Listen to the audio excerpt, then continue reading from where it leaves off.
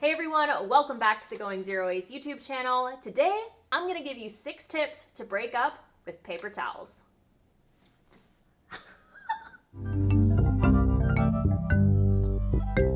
Paper towels. So paper towels were a mistake invention. They wound up having too thick toilet paper and it wouldn't work for its intended purpose. So they were trying to figure out what they were gonna do to be able to sell this. And so they came up with the idea of paper towels.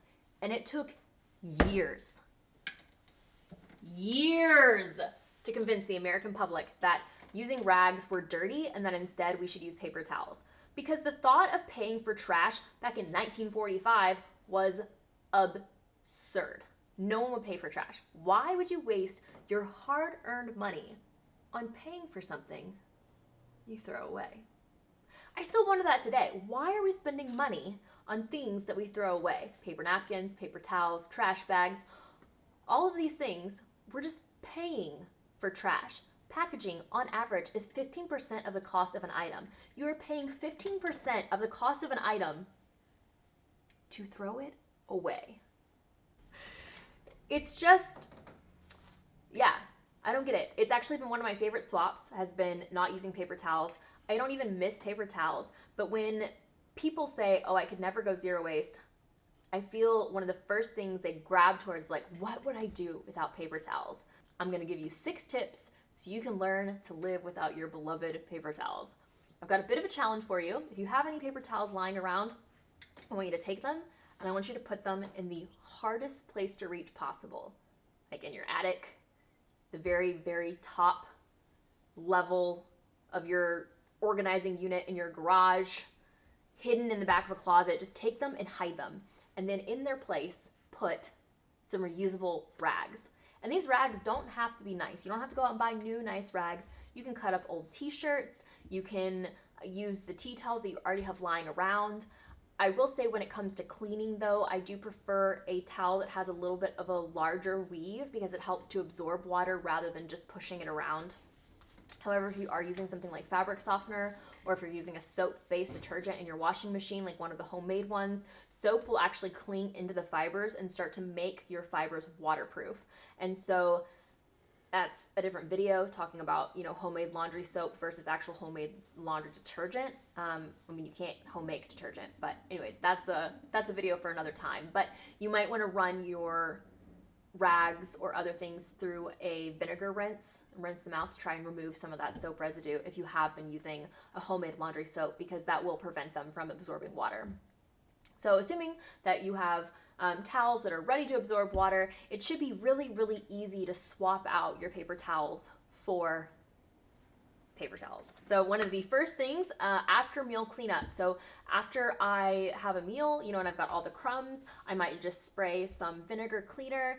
I use a solution of 1 part vinegar, 1 part water, and use my rags, clean it up, brush all the crumbs into my hand, then I put them in the sink or in the compost bucket. That way I can take them out and compost them. It's so easy.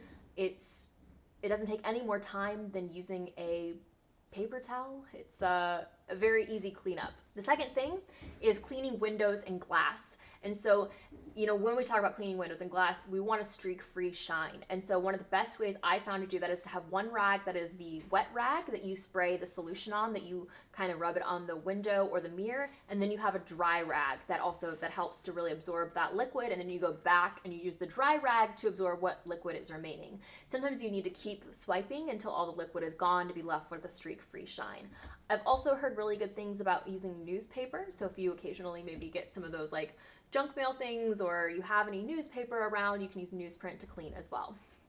The third way, which I think is incredibly frivolous and ridiculous, is when people use paper towels to dry their hands in their own home. I just don't understand.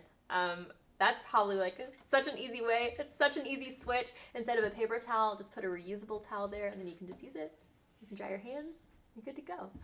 I actually, for in public restrooms, I don't normally use the paper towels there either. I typically have a handkerchief on me and I'll use the handkerchief to dry my hands, or just my pants. It works great. And just use your pants. That's why pants are there. Pants. World's first napkin. Pants. I don't know if that's true. That's probably not true. It might be true. Number 4, grease. One of the things that people really like to have paper towels for is grease. And if you cook a mostly plant-based diet, then you don't really have to worry about this one, but I know not everyone does. So a lot of people ask me about bacon grease. What do I do about the bacon grease? So my suggestion is to save it and to cook with it, cook another item with it. So if you have bacon grease, maybe save it, cook some Brussels sprouts in it or asparagus, or put it in your fridge and just save it for later. Or you could also take like a piece of bread, and you can use a bread to kind of like sop up the oil in the pan and cut it up and then throw it in the oven to make croutons, because you definitely don't want to wash the grease down the drain. But I do believe that there are a lot of other uses for it, and I believe bacon grease is lard. I think so. I'm pretty sure it's lard. I'm pretty sure it's just animal fat, so I think, yeah, lard. So you could also use it to make things like soap. That's what people back in the day used to do. They used to save their animal lard, their animal fat, and they used to use it to make soap or to, make things with it. Probably soap. I think only soap. But anyways, point is, you can save it, you can reuse it. Zero waste. The next way that people are really confused about how to tackle without having paper towels is how to dry meat and produce. And I know that a lot of times you'll hear chefs say that you need to pat something dry in order for it to crisp up. And so you could, of course, use a reusable towel. Of course, using it for meat, but I don't know if I do that. But what I do, because I still cook a turkey for Thanksgiving for my family, and you want to make sure the skin is crispy. So how I do that is I actually take the turkey out and let it sit on a rack with a cookie sheet underneath, and then I actually put it in the fridge so that way it can dry out. The top part will dry out. It's not going to dry out the meat, or at least it hasn't in my experience.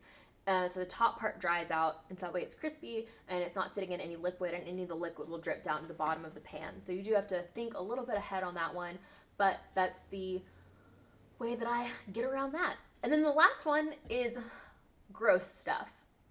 And this would kind of be the one place that I can kind of see wanting to have a paper towel on hand in case you have a dog that throws up or, something like that. But honestly, I have always used reusable towels, and it's worked just fine. I mean, it's a little gross, but I mean, it'd be gross with paper towels anyways. So I just use the reusable towel, I clean it up, and then I just rinse the towel right then and hang it to dry. And then once it's dry, I just put it in the base of my washing machine. Now, I will say not having a washing machine does make using reusable towels a little harder, because you have to have quite a collection. When I lived in the tiny home, and that didn't work out very well. If you're interested in learning more about why my tiny home living experiment failed, you can check out a video. But we didn't have a washer and dryer, and so what I would do is if any of my towels got soiled, or if they I've been cleaning and they were damp, I would just hang them to dry, and as soon as they were dry, then I would put them in the hamper so that way that they were washed with the next load. So it certainly wasn't impossible. I still never used paper towels when I lived in a tiny home either, but it was a little bit more challenging than just having access to a washer that I could use immediately. But it definitely wasn't a hassle enough that I didn't stop using them. So those are my 6 tips for breaking up with paper towels. I hope that you gained some new knowledge and maybe will be implementing these into your day-to-day routine. So if you like this video, give it a thumbs up. Thumbs up. Thumbs up. Press that red subscribe button to be notified when new videos are coming out, and I will see you next week with a new video.